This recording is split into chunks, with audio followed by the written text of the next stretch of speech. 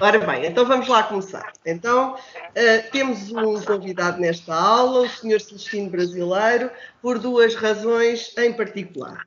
Uma, porque aprende-se melhor, e nós já temos visto isto várias vezes nas aulas, aprende-se melhor e com muito mais facilidade quando nós temos uma fotografia ou quando nós temos um vídeo de uma época. Mas ainda se aprende melhor quando nós temos alguém que viveu determinado acontecimento e que nos pode contar como foi. A segunda razão tem a ver com o facto de estarmos a 22 de Abril, a semana que antecede a comemoração do 25 de Abril de 74, e no contexto que hoje vivemos, as comemorações não podem ser aquelas que fazemos habitualmente. O Sr. Celestino já foi meu convidado em anos anteriores para vir dar aula comigo. Este ano junta-se a nós por Skype, na impossibilidade de estarmos todos em presença. Provavelmente todos o conhecem, mas não sabem que o seu pai foi um dos que nós falámos em aulas anteriores, um dos que fez oposição ao regime. Participou no MUD, apoiou a candidatura de Humberto Delgado, etc, etc, etc. Essa parte é do Sr. Celestino, não é a minha. E, portanto, ele está aqui para nos passar esse testemunho, no fim de contas, um bocadinho do seu testemunho enquanto filho de uma das figuras que foi muito importante para nós hoje termos a democracia. E eu, mais uma vez, tenho que lhe agradecer porque ele disponibiliza-se sempre para nos ajudar e para contribuir para que a memória não se apague. Porque estes momentos e a comemoração do 25 de Abril reveste-se de especial importância porque é a forma que nós temos de fazer com que a memória não se apague, para que as coisas que aconteceram não se voltem a repetir. O que eu propunha era que nós o ouvíssemos e depois colocássemos as nossas questões. Certo? Então vá, vamos embora. Certíssimo. Tem a palavra. Ora bem, então muito bom dia a todos. Bom dia. Claro que gostaria muito mais de estar junto de vocês. Seria bastante mais interessante, mas o momento que vivemos não o permite. E então vamos usar estas novas tecnologias para podermos conversar aqui um bocadinho. Em primeiro lugar, eu queria agradecer também à professora Lina Duarte esta carga de trabalhos que me arranja de vez em quando, porque eu não sou professor, obviamente, e há aqui questões que eu possa vos transmitir e que eu não sei como é que vocês vão entendê-las. Mas vamos procurar aqui ultrapassar algumas questões e alguma inexperiência da minha pessoa como monitor ou como professor, e espero que tudo corra bem. Naturalmente que algumas das questões e o desafio que me foi feito foi para falar um bocadinho sobre o regime durante a ditadura. Foi uma época que eu ainda vivi, o 25 de Abril aconteceu, tinha eu 14 anos, portanto ainda vivia um bocadinho por dentro, digamos assim, essa época, e muito mais por razões de o meu pai ser uma das pessoas opositor ao regime, foi um preso político e esteve em muitos momentos da luta daquele tempo pela democracia. Se calhar algumas das coisas que eu vos vou dizer podem vos parecer que são surreais, se calhar até podem pensar que não aconteceram. Eu não vos digo nada, porque os meus filhos, um tem 30 anos, o outro tem 36, e algumas das coisas que eu lhes conto e que também o avô lhes contava, a eles parece que era uma coisa mesmo impossível de acontecer. Dar-lhes apenas aqui, em termos gerais, algumas questões do que era o tempo durante o regime da ditadura de Salazar e Caetano. Era um tempo muito difícil, sobretudo para as regiões mais pobres, para o Ribatejo, para o Alentejo e mesmo muitas regiões do Norte, onde havia também muita pobreza. Aqui no nosso concelho não era exceção, havia fome, ainda hoje há, infelizmente, mas naquela altura era muito mais generalizado. As pessoas, muitos amigos meus que iam para a escola, iam descalços. Eu, felizmente, o meu pai foi ser uma pessoa lutadora, trabalhadora, e tínhamos já as coisas básicas, digamos assim. Não tínhamos tudo, mas felizmente eu já nunca andei descalço, mas muitos amigos meus iam para a escola descalços, mesmo durante o inverno, com gelo, com frio, e havia muitos amigos meus que não tinham, os pais não tinham sustento suficiente para lhes poder comprar calçado durante muitos anos. Isto é uma realidade. Vocês sabem que, por exemplo, durante o regime da ditadura, se quisessem comprar um maço de tabaco ou um isqueiro, não podiam. Sabem porquê? Por exemplo, para usar isqueiro era preciso uma licença. E claro que não se passava licenças a toda a gente, sobretudo se a polícia política da altura desconfiava que eram pessoas que eram opositoras ao regime, ou mesmo não sendo opositoras, não eram muito favoráveis. Só isso era motivo, logo, para não se passar uma licença para usar isqueiro. Sabem que, por exemplo, as mulheres, se quisessem viajar para o estrangeiro, tinham que ter uma licença, ou dos maridos, ou dos pais. Se uma mulher se zangasse com o marido e quisesse fugir, desaparecer, não podia. Chegava ao aeroporto, não podia. Tinha que ter uma licença por escrito para poder sair do país. Era também uma das coisas que o regime impunha. Não havia direito de reunião. As pessoas não se podiam reunir livremente. A partir de uma determinada hora da noite, e quando digo uma determinada hora da noite, não estou a falar à 1, nem às 2, nem às 3 da manhã, estou a falar a partir aí das 10 horas, qualquer pessoa que andasse na rua, com muita frequência, era abordada imediatamente pela GNR a perguntar o que é que estava ali a fazer. Portanto, havia uma certa repressão, digamos assim, sobre a vida das pessoas. Vou falar aqui agora sobre uma questão que tem a ver já um bocadinho também com o meu pai, que era, na altura, aqui em Alpiarça, praticamente só havia a agricultura. Havia agricultura e algum comércio. Havia, de facto, as grandes casas agrícolas e havia depois os assalariados agrícolas, os trabalhadores agrícolas. E havia uma coisa que se chamavam as praças de jornal. O que eram as praças de jornal, nessa altura? Era onde os trabalhadores eram contratados para o trabalho. E nas praças de jornal as pessoas ganhavam salários de miséria. Já agora também para ficarem com uma ideia, por exemplo, os homens ganhavam um determinado valor por dia, as mulheres ganhavam metade. Não tinham direito a mais. Ganhavam metade daquilo que os homens ganhavam. Muitas vezes com trabalhos até mais duros que os homens. Mas esta era a lei que havia na altura.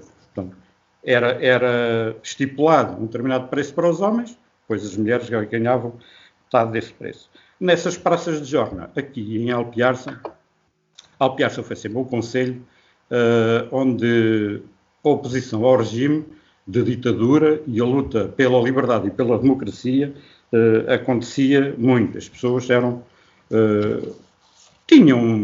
gostavam de ter a liberdade, gostavam de ter a democracia e não tinham. E por isso em Alpiarça houve muita gente, e não foi por acaso, em Alpiarça houve muitos presos políticos, houve muita perseguição. A PIDE, que era a polícia política, tinha aqui no concelho uma sede, exatamente para colocar ainda mais essa repressão sobre os trabalhadores e sobre as pessoas. Numa dessas praças de jornal, meu pai tinha então 15 anos, e numa dessas praças de jornal, os trabalhadores estavam a reivindicar melhores salários. A GNR, na altura, estava presente e reprimiu essa manifestação ou essa intenção que os trabalhadores tinham de reivindicarem um melhor salário, digamos assim. Numa dessas praças de jornada, numa dessas manifestações que se fizeram para melhores salários, a 4 de junho de 1950, a polícia, na altura, a GNR, carregou sobre os trabalhadores e morreu um jovem de Alpiarça, foi assassinado a tiro. Morreu mesmo junto ao meu pai. Eram amigos, eles tinham acabado os dois de ir comprar pavidos e termossos para estarem ali a comer, enquanto estavam na sua reivindicação, e a polícia, houve alguns tumultos, e a GNR disparou e acabou por matar um jovem, chamado Alfredo Lima, e feriu mais 3.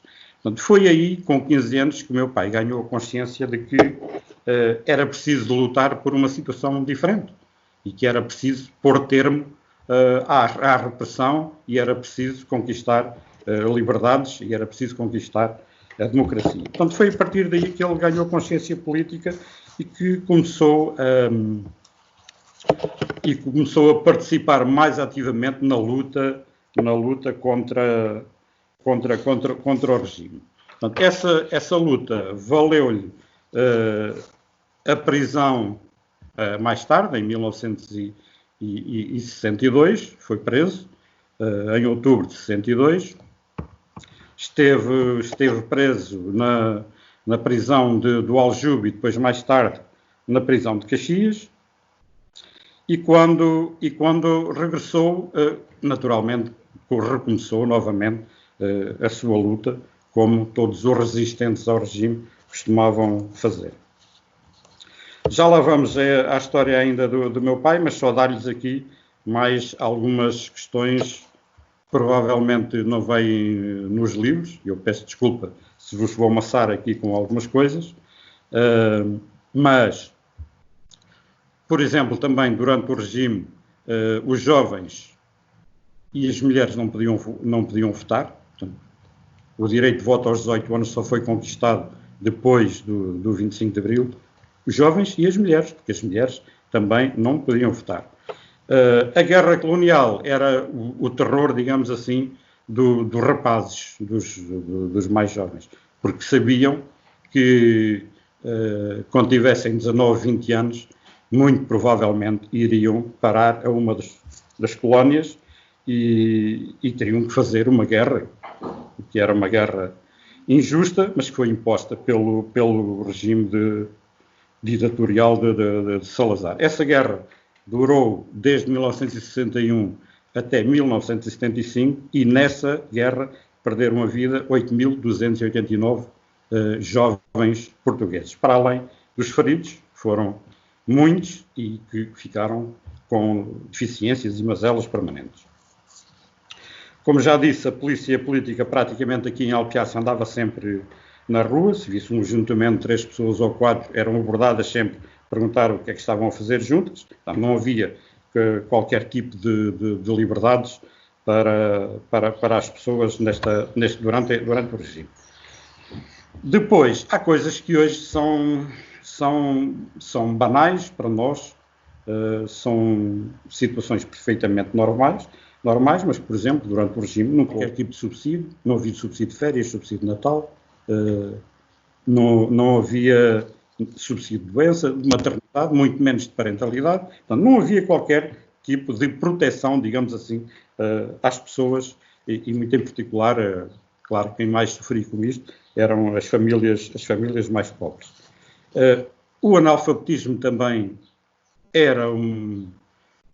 tinha uma percentagem elevadíssima na população. Muita gente não ia à escola. A minha mãe, por exemplo, não foi à escola, não sabe ler nem escrever, apenas sabe assinar o seu nome. O meu pai fez a 4ª classe, a partir da 4ª classe teve que ir trabalhar para o campo, porque era o único sustento da família. Isto era a história de muitas e muitas famílias nessa altura. Alpiarça, como já disse, foi sempre também uma terra de muita resistência ao regime. E por aqui também foram acolhidos muitas figuras nacionais que andavam na clandestinidade. A clandestinidade, no fim de contas, era fugir ao regime, fugir à repressão para não serem presos. Pessoas como o Soeiro Pereira Gomes e Alves Redolo estiveram, por exemplo, aqui refugiados em casas de Alpiarça. O maestro Fernandes Lopes Graça também passou por aqui na década de 1930, ele exilado também pelo governo fascista. Na altura esteve preso e depois esteve exilado aqui em Alpiarça. E, portanto, há aqui uma questão que é muito pessoal, mas que eu gostaria também aqui de referir. Apesar dos momentos difíceis que se viviam, no caso da minha família e de outras famílias, na altura quando as mulheres tinham os maridos presos, passavam por grandes dificuldades. Como já disse, não havia qualquer sistema de proteção às pessoas e com menos um ordenado em casa, digamos assim, a vida tornava-se ainda mais difícil, ainda por cima com filhos pequenos, como era o meu caso e o caso de outras pessoas. Mas, apesar de tudo, havia uma consciência grande em Alpiarça e muitos proprietários também não concordavam totalmente com o regime, acabavam por apoiar, de certa forma, estas famílias. E isso aconteceu comigo, aconteceu com a minha mãe, e quando meu pai esteve preso, houve sempre algumas pessoas que tiveram sempre alguma solidariedade para connosco e procuraram, enfim, esbater um pouco a falta, que era muito difícil, né? A falta do meu pai, ou a falta, no caso da minha mãe, a falta do seu marido. Apesar de tudo, eu também queria referir aqui uma outra questão.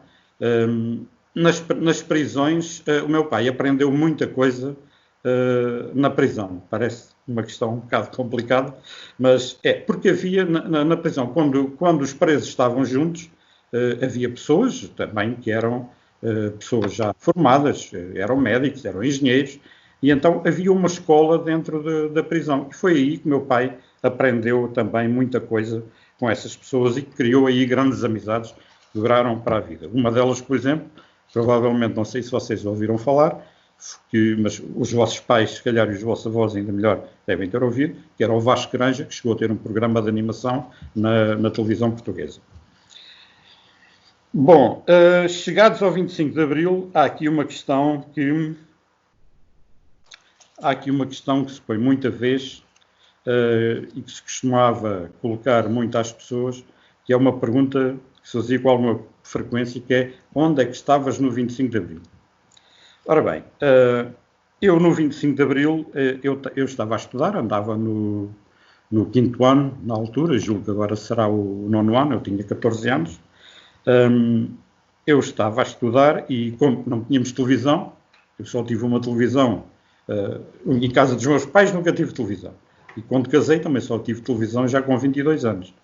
E televisão a cores só tive com 24, porque antigamente as televisões eram todas a preto e branco. Tínhamos um pequeno rádio, mas também não tínhamos muito hábito de ouvir o rádio, a não ser quando dava, lembro-me bem, o que eu costumava mais ouvir e gostava muito de ouvir era um programa que havia, que era Quando o Telefone Toca, e era quando eram os Eurofestivais, ou os festivais da canção, juntávamos algumas pessoas em casa, claro, e então lá ouvíamos esses programas mais carismáticos da altura. Mas não tinha rádio, eu saí de casa, eu estava em casa da minha avó, e saí de casa, naturalmente, no dia 25 de abril de 1974, para ir para o Externato de São Paulo, eu andava na altura no Externato de São Paulo. Estava sentado à porta da entrada, quando eu e os meus colegas, que andavam comigo, quando chegou a diretora da escola e nos mandou a todos para casa. Achei muito estranho aquela situação, mas também, passado poucas horas, comecei a perceber que alguma coisa se estaria a passar. Curiosamente, há aqui uma outra questão engraçada, e eu peço desculpa estar a focar muito isto na minha pessoa e na pessoa do meu pai, mas esta foi a minha vivência. No dia 23 de abril, o meu pai tinha participado, entretanto, em 1973, no Congresso da Oposição Democrática e foi candidato pela oposição na altura. Portanto, havia, de certa forma, aqui algumas eleições e havia aqui alguma fantochada, digamos assim, à volta dessas eleições. Era permitido que a oposição democrática pudesse apresentar candidatos, mas é claro que depois os resultados eram completamente viciados e adulterados e nunca nenhum candidato a deputado seria eleito na altura para a Assembleia Nacional. Curiosamente, o meu pai, numa das intervenções que fez, ele foi candidato, e fizeram vários comícios, sempre, naturalmente, ladeados pela polícia política, portanto, havia coisas que eles não podiam dizer, mas numa dessas sessões, em Torres Novas, o meu pai disse que sabia que, ao ser candidato, nunca iria ter um lugar em São Bento. Ora bem, ele, a esta data, nunca imaginava que um dia mais tarde, em 1979, iria ocupar um lugar na Assembleia da República, que foi eleito deputado aqui pelo nosso distrito de Santarém, e foi eleito deputado, onde esteve depois no Parlamento durante cerca de 12 anos, de 1979 a 1992. Durante esse tempo, ia contar aqui só mais uma coisinha, para não vos maçar mais, só mais uma coisinha, que é o seguinte, e na sequência da candidatura do meu pai pela oposição democrática, na altura, pela CDE, Comissão Democrática Eleitoral, em 1963. No dia 23 de abril de 1974, meu pai era ceareiro, além de operário agrícola, era ceareiro, fazia meloais nos campos de Vila Franca. Provavelmente, se calhar, alguns dos vossos avós ou alguns dos vossos familiares também poderá ter sido ceareiro nos campos de Vila Franca, porque havia muita gente em Alpiarça. Aliás, a Alpiarça, no período do verão, quase que ficava deserta, digamos assim, porque havia algumas centenas de famílias mesmo faziam igual nos campos de Vila Franca ou nos campos da Azambuja. E no dia 23 de abril de 1974, meu pai tinha acabado de sair com a minha mãe para o Moloal, foram de mota, não havia carros, não havia carrinhas, foram de mota, e eu apercebi-me que, passado algumas horas, cerca de 2 horas, a GNR foi à minha casa e, claro, percebi, na altura já tinha alguma consciência política também, e percebi que o objetivo seria voltar a prender o meu pai. Tanto assim é que, nos campos de Vila Franca, eles depois souberam que ele tinha ido para Vila Franca de Xira e já andava guarda à procura dele em Vila Franca, onde ele tinha a sua seara de melão. Curiosamente, ele, nessa noite, de 23 para 24 e de 24 para 25, já não ficou na sua barraca, era assim que se chamavam os aposentos em que os ceareiros ficavam, na altura, eram casas de madeira, digamos assim, montadas, e ele, nessas 2 noites, já não ficou com a minha mãe, portanto, fugiu exatamente para não ser apanhado. Se não se dá o 25 de Abril, o meu pai teria sido novamente preso nessa altura. Foi, ainda bem. Portanto, e o 25 de Abril, para terminar, meu pai depois acabou continuou a luta dele, terminou, ou nem por isso, a luta pela liberdade, ou conquistada a liberdade, por melhor dizendo, em 25 de abril de 1974, conquistada a liberdade e a democracia, ele continuou a sua luta sempre por melhores condições de vida para todas as pessoas. E foi, na altura, para além de várias tarefas que ele exerceu na sua área, que era a área da agricultura, a área dos operários agrícolas, para além da sua participação nos sindicatos, acabou também depois, como já tinha dito, ser eleito como deputado para a Assembleia da República. Como deputado, durante cerca de 12 anos, 8 desses 12 anos, foi presidente da Comissão Parlamentar de Agricultura. Eu acho que isto é uma coisa inédita, porque o meu pai tinha a 4ª classe. Bem, todas as outras pessoas que estavam no Parlamento eram todas pessoas formadas, médicos, engenheiros, com formação académica, digamos assim, superior. O meu pai, a formação que ele tinha era a formação da vida que ele passou, os ensinamentos que teve e a vontade sempre de lutar por uma vida melhor para todos. Portanto, ele foi eleito deputado, foi presidente da Comissão Parlamentar de Agricultura durante 8 anos e posso dizer neste caso com um grande orgulho, que foi ser uma pessoa muito respeitada por todos os deputados da Assembleia da República. Tinha um grande respeito e uma grande admiração por ele, embora ele fosse eleito deputado por um partido, foi eleito deputado pelo PCP, mas tinha grandes amigos na área do PSD e mesmo do CDS. Portanto, tinha grandes amigos, tinham um grande respeito e que ainda hoje mostram, quando me encontram, ainda mostram esse grande respeito que tinham por ele. Pronto, e eu, se calhar eu disse muita coisa, se calhar não disse nada, mas pronto, ficarei agora também, para não vos amassar mais com mais coisas minhas pessoais, também ficarei à vossa disposição. Podemos fazer aqui, embora à distância, mas podemos estabelecer aqui um diálogo, uma conversa sobre esta situação, porque eu acho que há questões que, e eu também tenho filhos, eu também vi os livros de história, estas são questões que provavelmente não vêm com este pormenor nos livros de história, mas acho que são questões importantes que os jovens também devem conhecer, porque são tempos, e hoje vocês provavelmente terão 17, 18 anos, há situações que para vocês hoje são perfeitamente normais, mas que, e o facto de nós estarmos também aqui, embora à distância, é resultado também da luta de muitas pessoas, da luta dos próprios militares e do MFA que fizeram o 25 de Abril.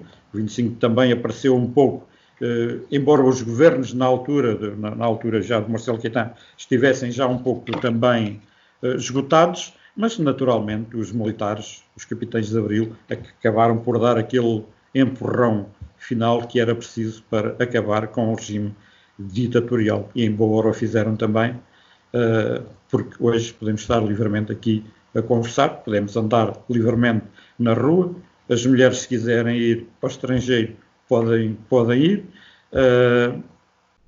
A partir dos 18 anos, não sei se algum de vocês já votou, mas provavelmente estão nessa altura, a partir dos 18 anos já podem votar, podem se reunir, enfim, são coisas que para vocês e para mim também hoje, felizmente, são banais, mas que na altura eram questões muito, muito difíceis e que não estavam realmente ao alcance de todos. Peço desculpa por ter-vos maçado com estas coisas. Muito obrigada, Sr. Podemos aqui também agora estabelecer aqui algum diálogo. Muito obrigada. Então, vamos ver se algum de vocês tem alguma questão, alguma pergunta que gostassem de colocar.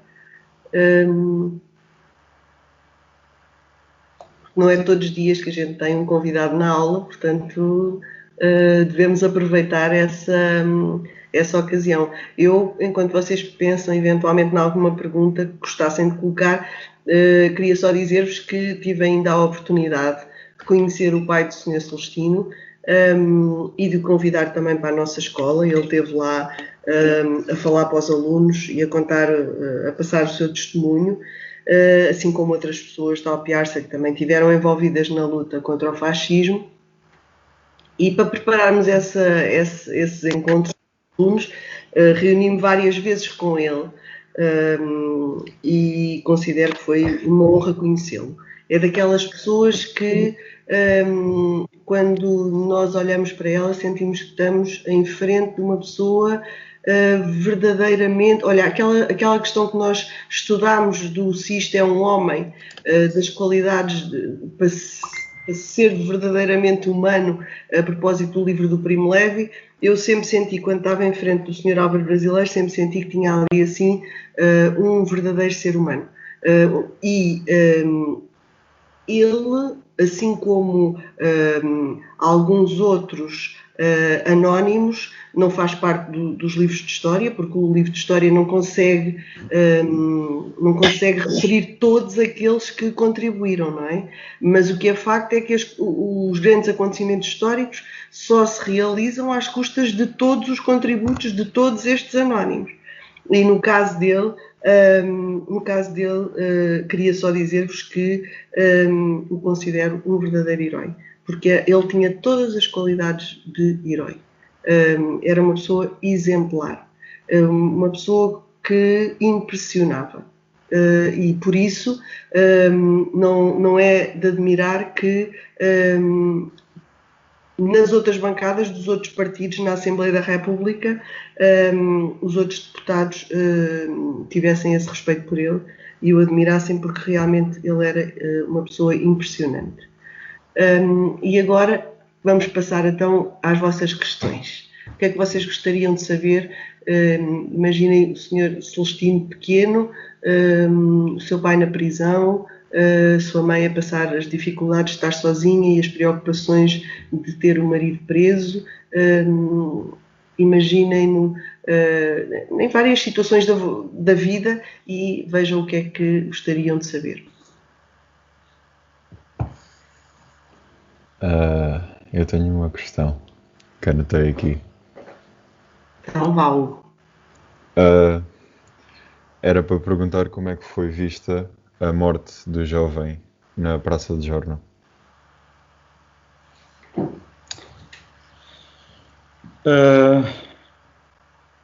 Bom, essa situação, como eu já disse, isso era uma situação frequente.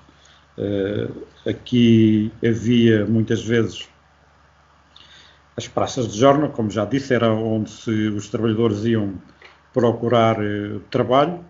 No fim de contas, aqui, por vezes, eu julgo que esta palavra é um bocadinho forte, mas era quase um leilão, que as pessoas tinham que regatear o preço, que os patrões ou representantes dos patrões não queriam pagar sempre pouco, e as pessoas que já tinham uma vida muito difícil, como aqui descrevido, de uma forma muito simples, haveria certamente muito mais coisas para dizer, mas era muito difícil, e aquilo ali era um bocado uma luta para se conseguir um melhor salário para o sustento da casa, para o sustento dos filhos, para criar outras condições aos filhos. Algumas delas eu descrevi-as aqui.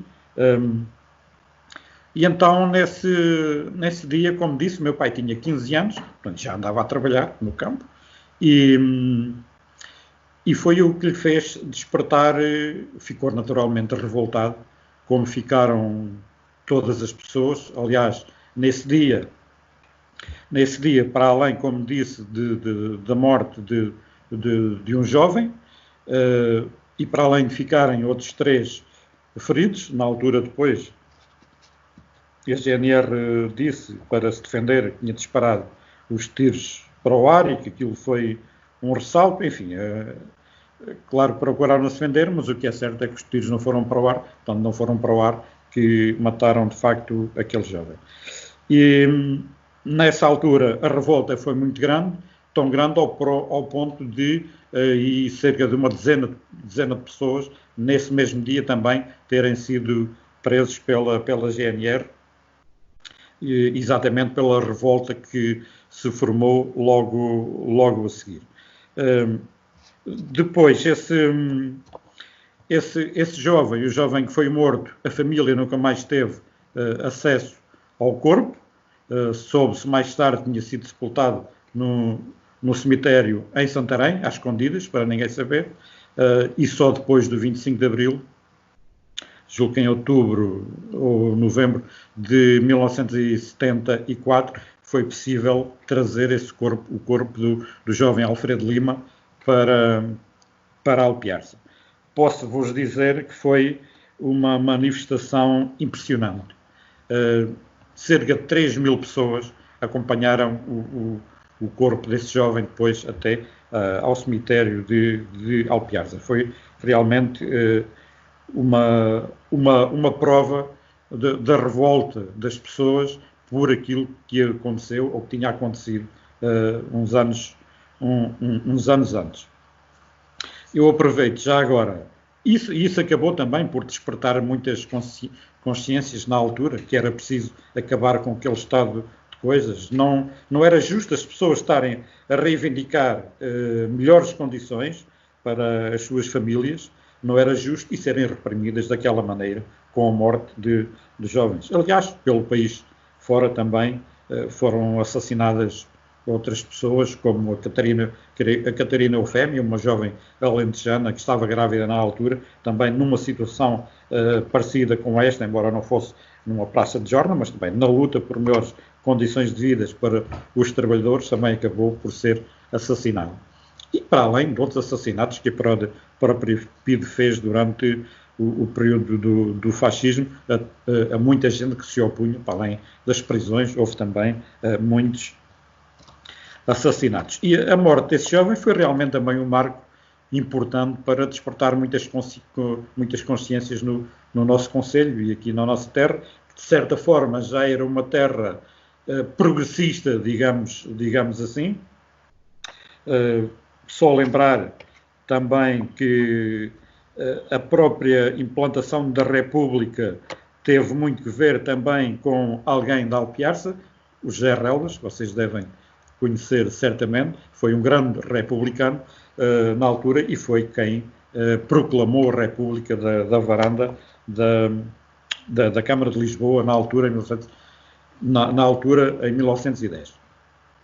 E, portanto, já havia alguma consciência, mas esse momento foi também um marco importante para as pessoas lutarem ainda mais contra o regime que as oprimia e que oprimia todo o país.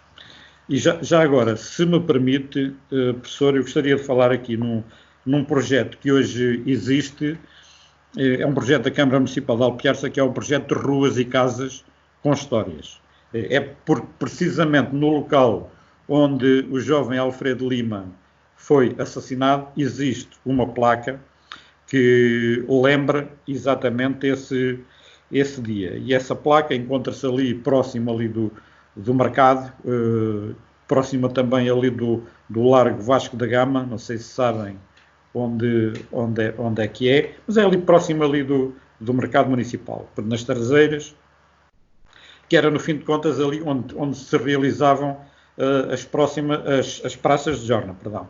Aliás, as praças de Jorna aqui em Alpiarça realizaram-se em 3 lugares e todos eles estão assinalados com placas precisamente para lembrar esses locais. Há um na praça, no Largo Vasco da Gama, portanto, que era como nós chamávamos antigamente a Praça Velha.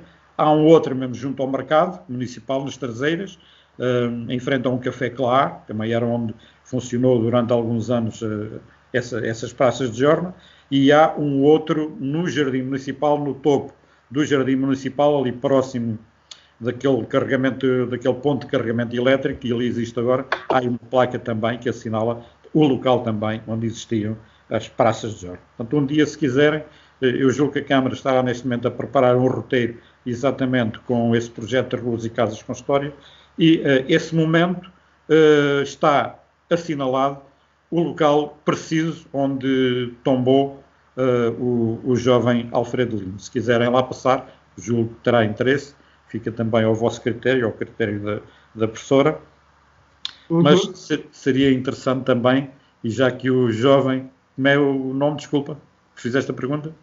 É o Hugo. Já que o Hugo fez a pergunta, julgo que seria interessante para vocês poderem lá passar e verificarem no local essa placa que assinala precisamente esse momento. Obrigada. Mais perguntas?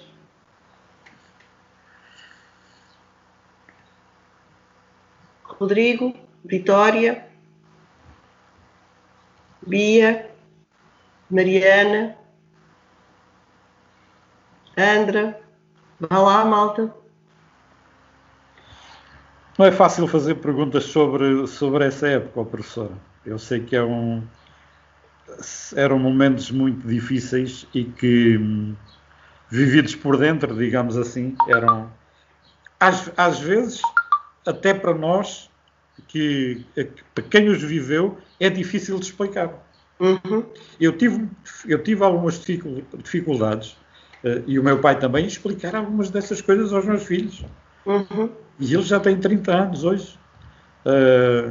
E alguns, mas isso foi mesmo assim, isso era mesmo assim. E eu compreendo perfeitamente. Nós hoje temos uma vida completamente diferente do que era, e é um bocado difícil de imaginar essas situações de medo que havia, sobretudo no caso da minha família. Eu confesso, na altura eu tinha medo, porque a perseguição no tempo do fascismo era uma perseguição constante.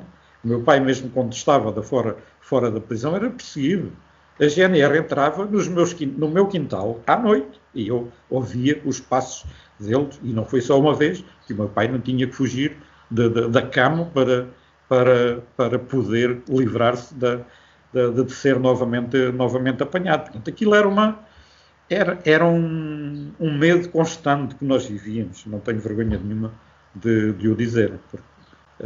Porque, as artimanhas que eles utilizavam para amedrontar quem se opunha ao regime são inimagináveis. Então, alunos, nós estamos a aproximar-nos do final da aula, já são 10h40. De qualquer maneira, se houver ainda assim alguma pergunta, aproveitamos para a fazer, se não, vou pedir a um de vocês que agradeça em nome da turma e em meu nome ao Sr. Celestino e faça o encerramento da aula. Vamos lá. Vitória, ajude-me lá. Não há mais perguntas, então Vitória, vamos encerrar a aula. Faça a Vitória o encerramento com o agradecimento ao convidado. Vamos lá. Ok. Então, em nome da turma e da professora, queria agradecer por ter vindo contar a história, não só a sua, mas também a do seu pai, e um bocadinho no geral de coisas que nós, se calhar, na aula não damos porque não temos assim, pronto, não temos ninguém que nos conte assim mesmo em primeira mão.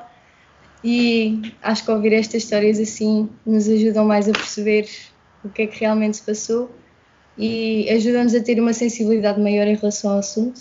E queria agradecer por ter perdido um bocadinho do seu tempo para nos contar a sua história. Muito obrigada. Obrigada. Eu é que agradeço, porque eu com vocês também aprendo.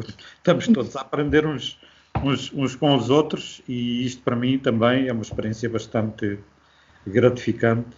Eu só peço desculpa se vos macei com coisas muito pessoais e muito, às vezes, difíceis de ouvir, mas também fico satisfeito se assimilaram algumas das questões que eu falei e das vivências que tive, que também são importantes de conhecer.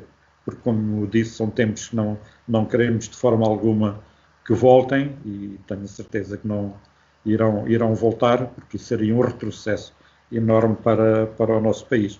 Fico muito satisfeito de estar aqui com todos vocês. Como disse, gostaria muito, como foi na primeira aula, de estarmos presencialmente, mas, enfim, dadas as restrições que temos, acabou por ser gratificante na mesma. Estou a ver muitos de vocês, fico bastante satisfeito, e eu é que agradeço imenso o convite e a paciência que tiveram em estar-me a ouvir. Obrigada, Sr. Celestino. E meninos, obrigada a vocês também. Despedimos-nos agora um bocadinho e voltamos para a próxima aula, está bem? Ok. Adeus, até já. Adeus, senhores. Adeus e boa sorte. Obrigada, um grande abraço. E muitos sucessos na vossa escola e depois futuramente nas vossas profissões. Obrigada. Obrigado.